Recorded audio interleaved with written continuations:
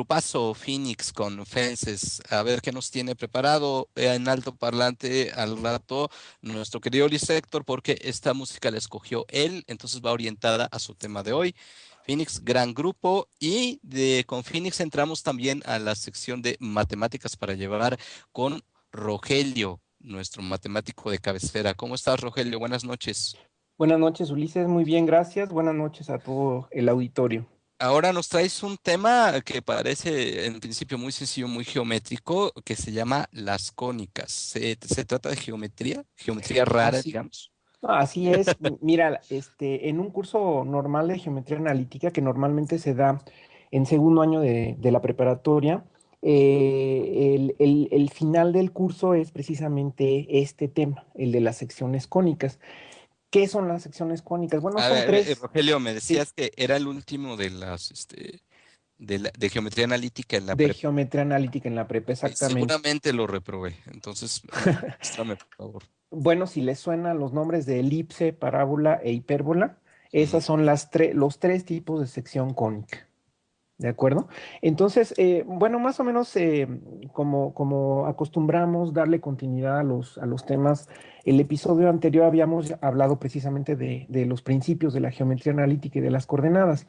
Y regularmente, como decía yo, en este tipo de cursos de geometría analítica que termina en las cónicas, nos avientan las fórmulas, así como latigazo, y bueno, los alumnos sufren mucho con el tema de las cónicas desde el punto de vista puramente de la geometría analítica, es decir, de las ecuaciones, en el sentido como las vimos la vez anterior. Entonces yo lo que quiero ver ahorita es un punto de vista distinto que es puramente geométrico. Hablando un poco ya primeramente, este tema también, una vez más, lo estudiaron los antiguos griegos. Estamos hablando del 350 antes de Cristo, es decir, antes de Euclides. Euclides más o menos alrededor de, podemos ubicarlo en el 300 antes de Cristo.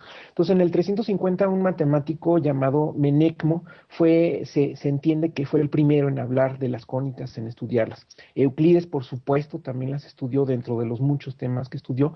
Y en el año 200 antes de Cristo, es decir, 100 años después de Euclides, Apolonio de Perga es considerado, digamos, el máximo estudioso de la antigua Grecia de las cónicas. De hecho, escribió 8 libros que se llaman Las Cónicas.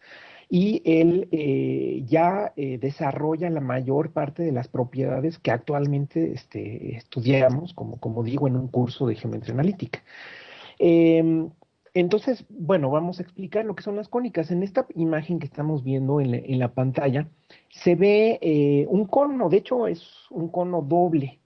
En matemáticas, cuando hablamos de cono, vamos a hablar de ese cono doble. ¿Cómo surge un cono doble? Bueno, imagínense que ahí está el vértice del cono, que es el punto que está en medio, digamos, de los dos conitos. Se repite 3 veces. Entonces, digamos, enfóquense en la figura del medio y ahí hay un punto que está en medio de los dos conos, digamos, como usualmente entendemos cono, como un cono de barquillo de helado. Uno está hacia arriba y otro está hacia abajo. Bueno, ese vértice, digamos que es un punto donde ustedes pueden imaginar que una recta que está inclinada gira alrededor de un eje vertical. Y así es como se forma el cono. Entonces, si una recta que la podemos concebir infinita, que cruza ese punto, en ese punto, digamos, pensamos que es el centro de un giro alrededor de un eje vertical y se forma precisamente el cono. Es una superficie. Se entiende que no está relleno el cono, ¿no? Es una superficie, es simplemente la cáscara, digamos, arriba y abajo. Entonces, eso es lo que vamos a entender primeramente como un cono que se extiende de manera infinita hacia arriba y hacia abajo. Ok, entonces, ¿cómo surgen las cónicas? Bueno, el nombre completo es las secciones cónicas. Una sección, pues, es lo que se obtiene cuando se hace un corte. Entonces, aquí vamos a cortar ese cono doble con un plano. En la figura de en medio, vamos a empezar con la de en medio. El plano está cortado de tal manera que se forma una elipse. Entonces es un plano que podemos concebirlo primero horizontal, como el que está abajito, donde se forma un círculo, una circunferencia es lo más correcto porque se está hablando de la curva, que es una circunferencia perfecta, como es la circunferencia, y si se inclina un poquito el plano, entonces se obtiene una elipse, ¿de acuerdo? Si se inclina todavía más el plano, de tal forma que el plano sea, digamos, paralelo a la recta que forma el borde del cono, y vean ustedes la primer figura de las tres que tenemos ahí, entonces se forma la parábola. Es decir, la elipse que, digamos, si ustedes lo ven como una película, como un movimiento, partiendo del plano horizontal y que se va inclinando poco a poco, llega un momento en que la elipse se abre y se convierte en una parábola, que es la figura que tenemos en la primera figura de estas tres que tenemos, ¿no? Y por último, si todavía inclinamos más el cono, perdón, el plano que está cortando el cono, de tal forma que ya podemos verlo como vertical o casi vertical, entonces obtenemos una hipérbola. ¿Qué sucede? Que la parte de arriba del plano ya corta el cono, es decir, el doble cono es cortado en dos ramas, por eso la hipérbola tiene dos ramas y así se forma la figura que está al lado derecho. Esas son los tres tipos de secciones cónicas.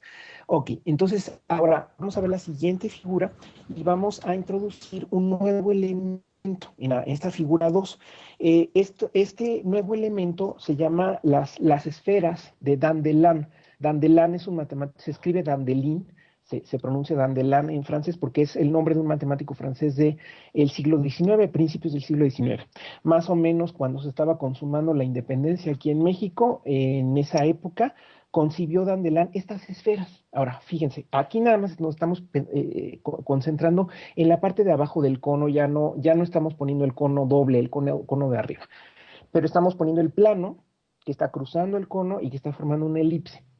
Entonces piensen en esas dos esferas. ¿Qué son? Son dos esferas que están perfectamente encerradas en el cono, entre el cono y la elipse. La esfera de arriba, la esferita más pequeña, está perfectamente encerrada de tal forma que está tocando el cono en un círculo horizontal y está tocando al plano que corta, inclinado, donde está la elipse, en un punto, en un puntito. Ese puntito en la figura se llama F y es lo que se llama un foco de la elipse. Abajo está otra esfera igualmente tocando al cono en un círculo, en una circunferencia horizontal, y a la elipse por debajo en otro punto. Ese otro punto es el otro foco de la elipse. Entonces, siempre que tengamos una sección cónica, vamos a poder hablar de esas esferas de Dandelin. En el caso de la parábola, nada más hay una sola. En el caso de la elipse hay dos, que son como estas, y en el caso de la hipérbola también son dos, nada más que una esfera está en la parte de abajo del cono doble y la otra está en la parte de arriba del cono doble. Usando estas esferas de Dandelin, se puede demostrar una propiedad muy interesante de la elipse, que es la siguiente. A ver, pongan atención a esta propiedad. La propiedad dice que, imagínense entonces la elipse como un conjunto de puntos o como un punto que se está moviendo. De hecho, lo que demostró Kepler en su primera ley es que los planetas giran alrededor del Sol formando una elipse. Pudiera parecer una circunferencia, pero en realidad es una elipse donde el Sol está en uno de los focos, de los dos focos de la elipse. Entonces imagínense como si fuera un planeta que está girando alrededor del Sol. Ese planeta, ese punto, le podemos llamar. ¿Ok? Entonces, es las distancias que se pueden ver desde el punto P, desde el punto P hasta cada uno de los focos, forman dos segmentos, y la propiedad es que la suma de esas distancias siempre es la misma independientemente de dónde esté el punto. Bueno, pues esa propiedad caracteriza a la elipse, y de hecho, con esa propiedad se puede dibujar una elipse con el llamado método del jardinero. O sea, tú pones dos clavos en una superficie, dos clavos, amarras de un extremo de un hilo de un clavo, el otro extremo en el otro clavo, y luego con un lápiz vas tensando el hilo y vas dibujando. Lo que se dibuja es una elipse precisamente porque estás en el papel poniendo esta propiedad de la que estoy hablando. Repito, la suma de las distancias a los dos puntos fijos, que son los focos, es constante. Y entonces con las esferas, ahí si ustedes ven la ilustración con un poco más detalle, se puede ver que en efecto esa suma de las distancias es una distancia constante, un segmento constante que va desde el círculo de arriba, de la esfera de arriba, el horizontal, hasta el círculo de abajo y independientemente de dónde esté el punto, esa distancia siempre va a ser constante y eso es una demostración que si se hace con las ecuaciones y el álgebra, etcétera, es muy complicada porque uno se mete pues en los símbolos y es lo que atora luego a los alumnos y hace que sufran y reprueben y demás. Entonces, yo pienso que si se pudiera introducir de esta manera las cónicas, creo que las cosas serían más fáciles. Claro que hay que tratar de adaptar la mente a la tercera dimensión, porque si ustedes están fijándose, la mente ahorita, cuando estamos observando estas figuras, se adapta a la tercera dimensión, pero creo que no es algo del otro mundo. ¿Tú qué piensas, Ulises? Yo creo que para mí sigue siendo algo del otro mundo. De hecho, yo me acuerdo que pasé esa materia con asesorías y la pasé bien a final de cuentas, aunque fíjate que la elipse es algo que nunca pude completar bien, ¿no? Eh, yo te quería preguntar, estas secciones cónicas, bueno, hablabas del sistema solar, por ejemplo, ¿no?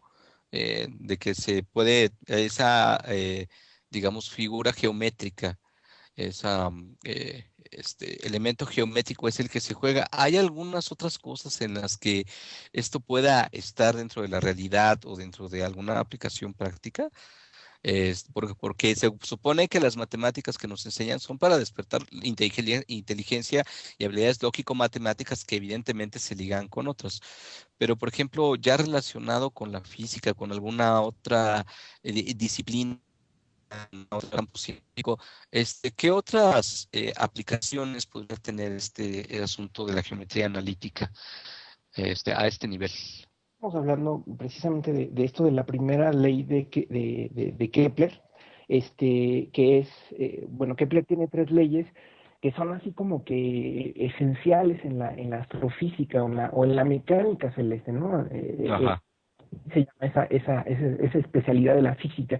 Es decir, la parte de la ciencia que estudia los movimientos de los cuerpos celestes. Entonces, el descubrir, imaginemos a Kepler descubriendo hace varios siglos, esta ley que decía que los cuerpos celestes se mueven en elipses y que realmente demuestra matemáticamente, porque ahí las matemáticas y la física están unidas, ¿no? Es decir, las matemáticas están explicando un fenómeno físico que se puede observar y que además constituye la base de otros descubrimientos. Seguramente si tú le preguntas a un físico qué papel juegan las leyes de Kepler y en particular la primera ley de Kepler, te va a decir que es la base de toda la física, ¿no?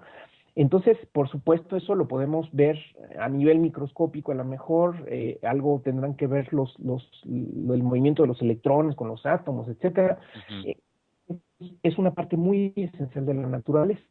Ahora, por un lado, pero por otro lado, las matemáticas en sí desarrollan la mente de tal forma que nosotros podamos, digamos, expandir esa visión geométrica, como es en este caso lo que estoy tratando de explicar, de imaginar en un plano, porque aquí están viendo una pantalla totalmente plana, pero estamos viendo Ujú.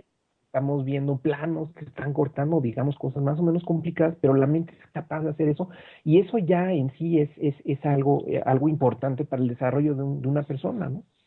Tu propuesta entonces, digamos, un poco pedagógica en este sentido, es que a través de estos cortes y a través de estas visualizaciones, ¿tú creerías que se nos haría menos oneroso y menos duro el tránsito a los que queremos aprender?